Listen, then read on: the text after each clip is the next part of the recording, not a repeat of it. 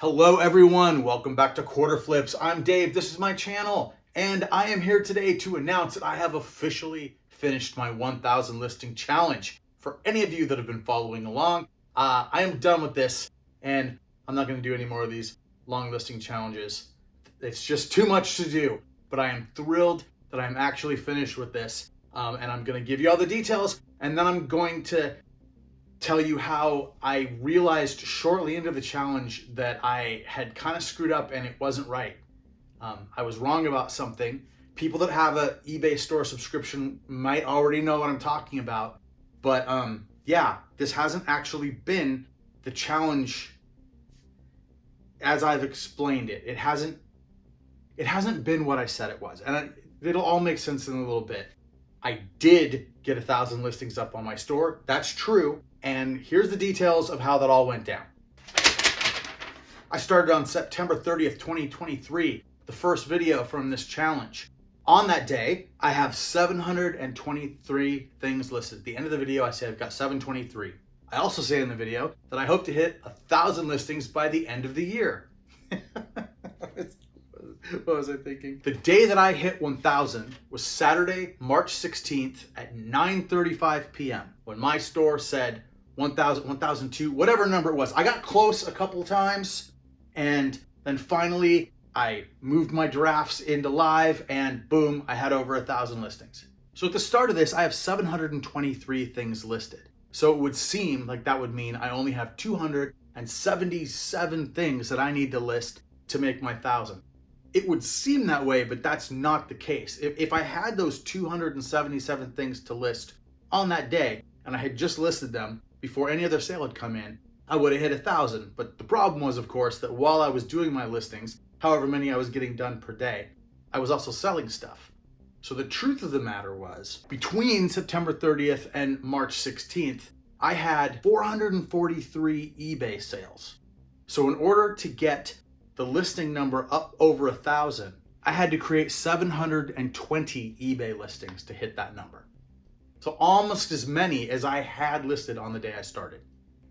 It took me 169 days to do it, and it averaged 4.26 items per day, which, giving all the listing I've been doing, that number doesn't seem right. But in the first couple months, I didn't do near as much listing as I did in the last couple months. So yeah, I feel like it should have been more like, since I didn't really always list on the weekends, it should have been more like an average of like 6 or 7 or 8 items per day. But I'm not going to quibble with it. This is how the math works out. Whatever it is, the end result was the same, over 1,000. And since I have an eBay store subscription, that 1,000 is the total that I'm allowed to have up without having to pay an insertion fee. And I explained this in the very first video. When you have a store, you get a certain number of insertion fees. That means that you don't pay any money to put your item up on eBay. And this is good, because who wants to put out money if you don't know if the thing's going to sit there for a long time? I have some items up that have been up for years. I put some stuff up and it sells in a couple hours. You just never know.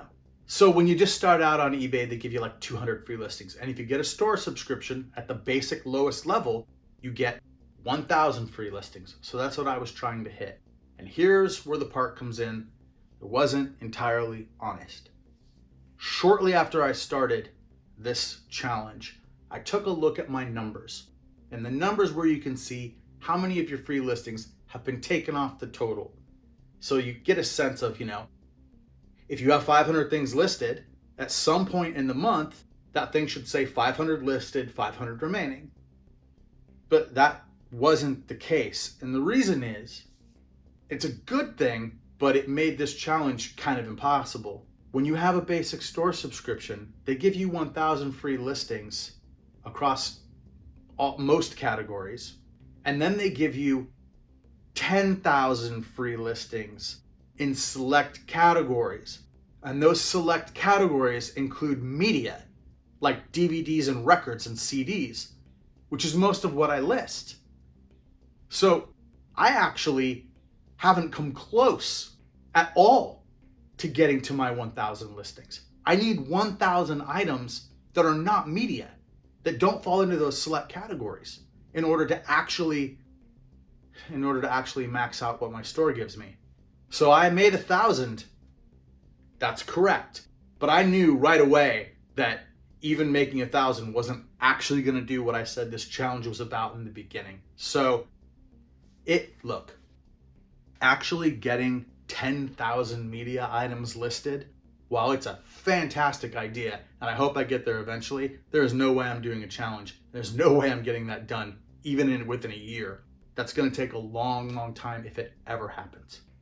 Now, it's possible that I could fill up the 1,000 non-media items if I find enough stuff to list, and that would be things like action figures and miniatures, and I don't know. I don't get large quantities of that stuff usually, sometimes miniatures, and if I start focusing this year on getting miniatures, I might be able to really put a dent in that 1,000. The thing is, that stuff, those things sell very fast when I have them, so they won't stay up for long. So yeah, I don't know. This seems like, well, it seems like I don't really need to be focusing on it. It was nice to focus on getting the 1,000 things up, because now I have a lot more stuff up. I kind of have a number I can look at that in my head makes sense. I want to keep that number over 1,000 all the time.